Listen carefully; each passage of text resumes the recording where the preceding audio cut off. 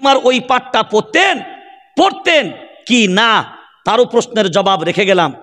আর যদি পড়তেন তো নবী কি পড়তেন, কি দিয়ে শুরুয়াত করতেন, তার জবাবটাও রেখে গেলাম। আজ কালিমা নিয়ে মারামারি করেন, নবীর কালিমা কি ছিল সেটা আগে বলেন।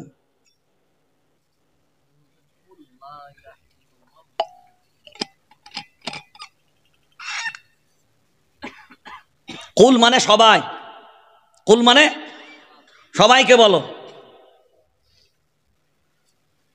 সকলকে বলো।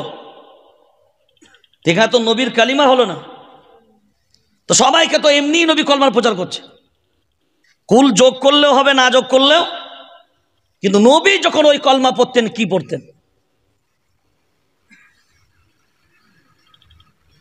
এবার তাহলে আসতে হবে আপনাকে বুঝার পরিষ্কারভাবে যে নবী যখন তাহলে হাত তুলে দোয়া করেছেন তার আমলের ভিতরে কি লা ইলাহা ইল্লাল্লাহ মুহাম্মাদুর রাসূলুল্লাহ পাওয়া গেছে।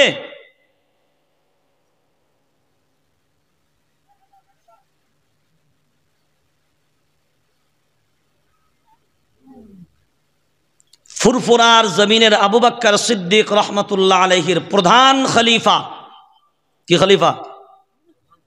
প্রধান খলিফা বসিরহাটের আল্লামা রুহুল আমিন রহমতুল্লাহ আলাই, তার লেখা কিতাবে তিনি স্পষ্ট ফতোয়া দিয়েছেন দুআতে জিকির করা বিদআত। কিতাবের নাম হলো রদ্দে বিদআত, লেখকের নাম হলো আল্লামা রুহুল আমিন রহমতুল্লাহ আলাই।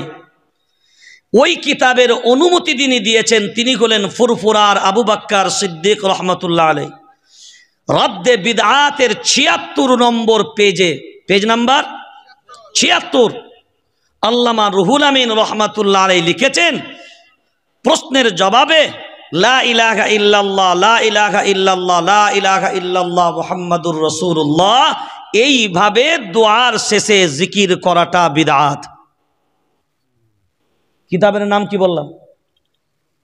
রদ্দে বিদআত, পেজ নাম্বার ৭৬। আর আমি গতবারে মনে হয় না তার আগের বারে আপনাকে ফুরফুরা টাইটেল মাদ্রাসার একটা ফতোয়া দেখিয়েছিলাম, ও ফতোয়ার কপি আমার কাছে এখনো আছে। ওই প্রশ্ন চাওয়া হয়েছিল মুনাজাতের শেষে লা ইলাহা ইল্লাল্লাহ বলাটা কি।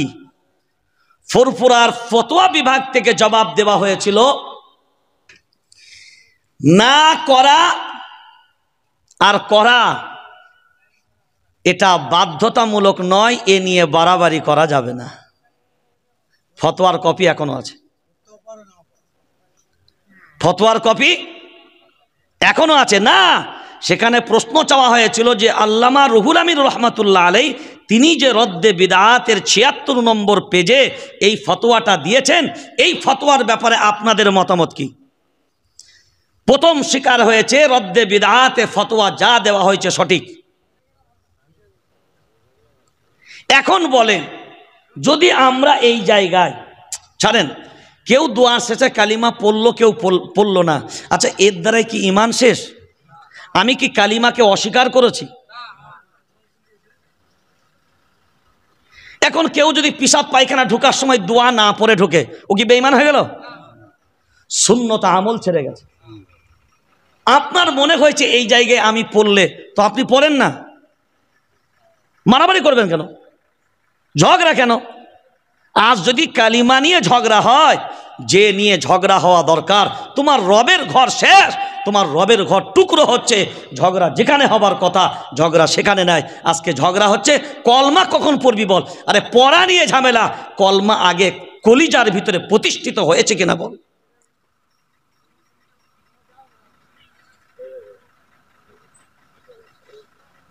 এই জায়গাগুলো যদি আমরা না বুঝি, বর্তমান সময়ে কঠিন একটা সময় আসছে, এগুলো নিয়ে কেন করেন? যাবে না। ওসিয়ত নামায় যখন আবু বকর সিদ্দিক রহমতুল্লাহ আলাইহি বলছেন কিয়াম যখন হবে, কিয়াম মানে দাঁড়ানো, কিয়াম মানে কি? হ্যাঁ, কিয়াম মানে আপনারা ভাববেন না যে দাঁড়িয়ে সালাম পড়া, কিয়াম মানে দাঁড়ানো। কিয়াম মানে, হ্যাঁ, অনেকে আবার আয়াত দিচ্ছে কোরআনের, দলিল পেশ করে এর ব্যাখ্যা চালাচ্ছে। ৪র্থ নম্বর পারা 14 নম্বর সাফা, আল্লাযীনা ইয়াযকুরুনাল্লাহা কিয়ামা। আমি অবাক, আমি একটা জলসাতে বসে আছি, আমার আগে একজন উঠে তিনি আয়াতের তাফসীর করতে গিয়ে বলছেন আল্লাযীনা ইয়াযকুরুনাল্লাহ কিয়ামা, ওই আল্লাহর গোলামেরা দেখেছো, কিয়ামা ওয়া কুউদান ওয়া আলা জুনুবিহিম, এখানে বলেছেন কি আল্লাহ, আর আপনি কোন কি? কিয়াম শব্দের অর্থ হলো দাঁড়ানো। কি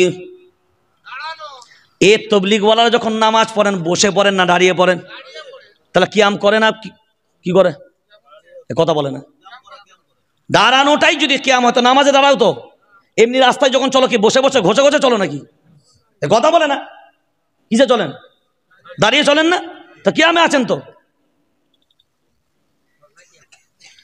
বাসে যখন সিট পান না তখন কিয়ামে আছেন তো। না, এ শব্দগুলো ভুল। আমরা বলি কিয়াম পড়ে না, কিয়াম পড়ে না বলে কোনো শব্দই নাই। দাঁড়ানোকে পড়ানো যে পড়া যায়, দাঁড়ানোকে পড়ানো যায়। কিয়াম শব্দের অর্থ হলো দাঁড়ানো। কিনো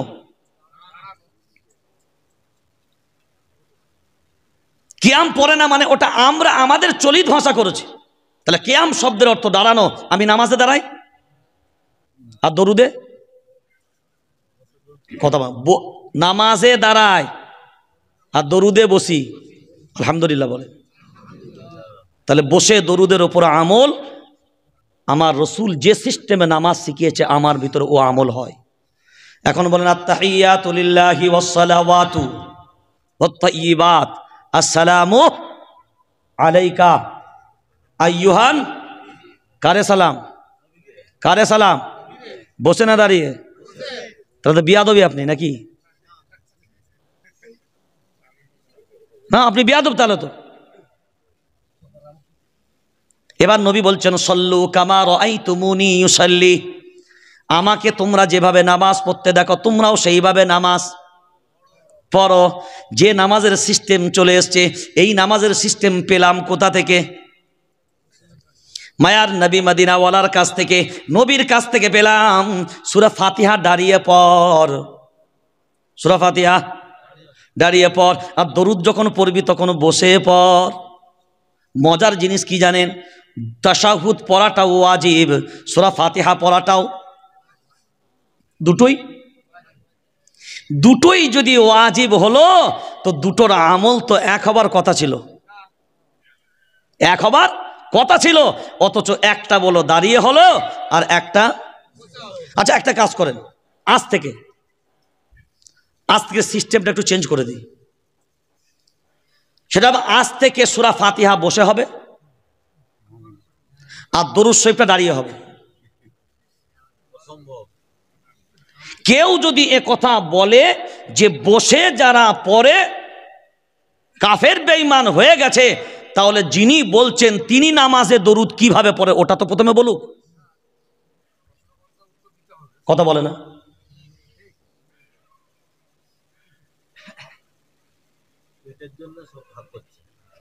এবার আপনি চলেন না, এবার আসতে হবে আপনাকে। মায়ার নবী মদিনা বলা 14.5, এদিকে তাকান, মায়ার নবী মদিনা বলা 1450 বছর। ফুরফুরার জন্ম কত বছর? তাবলীগের জন্ম কত বছর? তাহলে ইতিহাস এবার আপনাকে খোলা লাগবে। 250 বছরের মতন ফুরফুরার জন্ম। কত জোরে বলেন? তাবলীগের জন্ম হলো 100 বছরের মতো। কত বছর? তাবলীগের বলতে বর্তমান যে তাবলীগ জামাত চলে এর জন্ম হলো 100 বছরের মতন, মাওলানা ইলিয়াস রহমাতুল্লাহ আলাইহির মাধ্যম দিয়ে। তাহলে আমি যদি দুটোকেই ধরি 200 বছর ধরে নিলাম। কয়শো বছর? কারণ এই যে 100 বছরটা এই 200 বছরেরই ভিতরে, তাহলে 200 বছরের ভিতরে তাবলীগ আর ফুরফুরা। তার পূর্বে তাহলে 1200 বছর।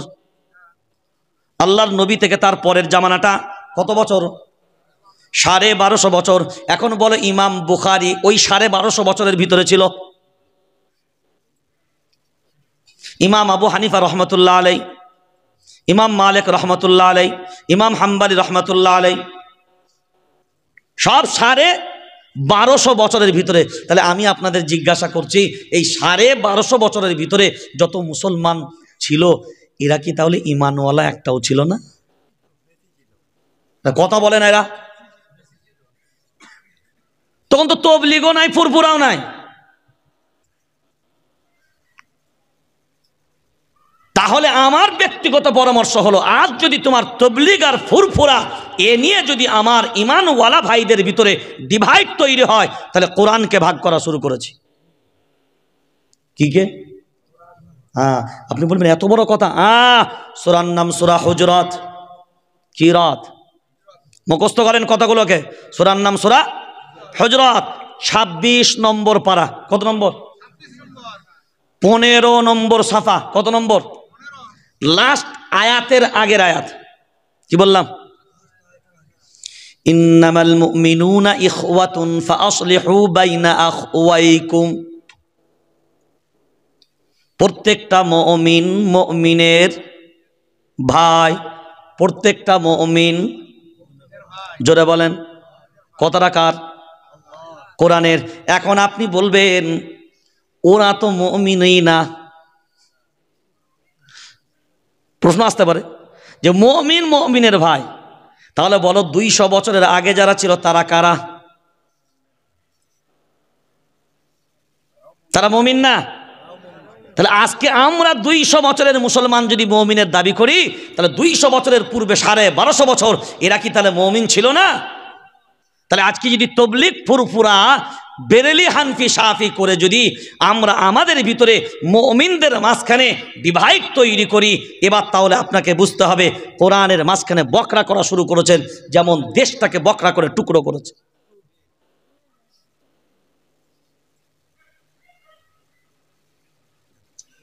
এবার লাভটা কি হলো?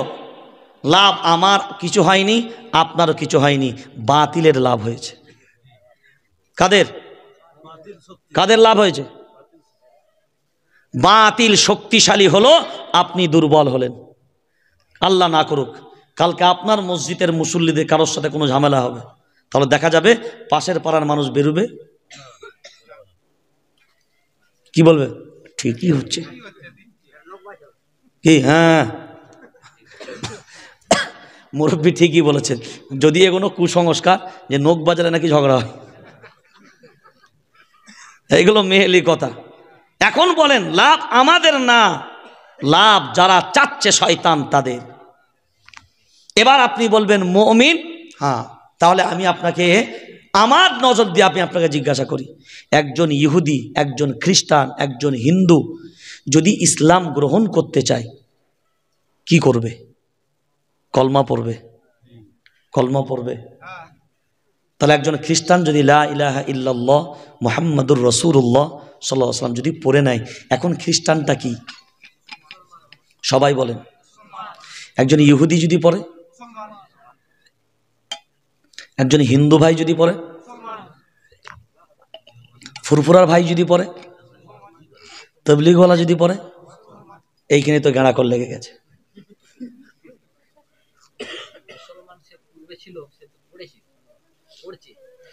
এইখানেই গাঁড়াকল লেগেছে। গাঁড়াকল কোন এইখানেই করেছে। খ্রিস্টান কালিমা পড়ে ঈমান আনতে পারলো, মুসলমান হয়ে গেল, তো আমরা তো খুদ সবাই কালিমাওয়ালা। কথা বলে না? তো সবাই যদি কালিমাওয়ালা হয়, একবার কালিমা পড়লে ইহুদি যদি ঈমানওয়ালা হয়, যারা বারংবার কালমা পড়েছে তাদের ভিতরে কাফের আর বেঈমানের ফতোয়া কারা দেয়?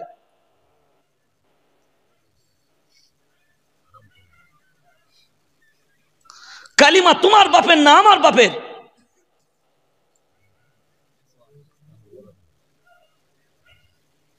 এগুলো মানুষ ভাববার সময় এসছে।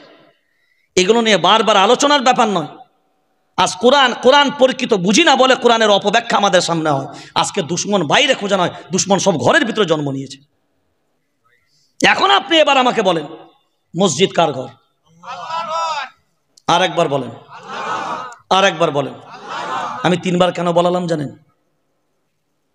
ঘর কার? আল্লাহর। ঘর আপনি দাবি করতে পারেন আমার?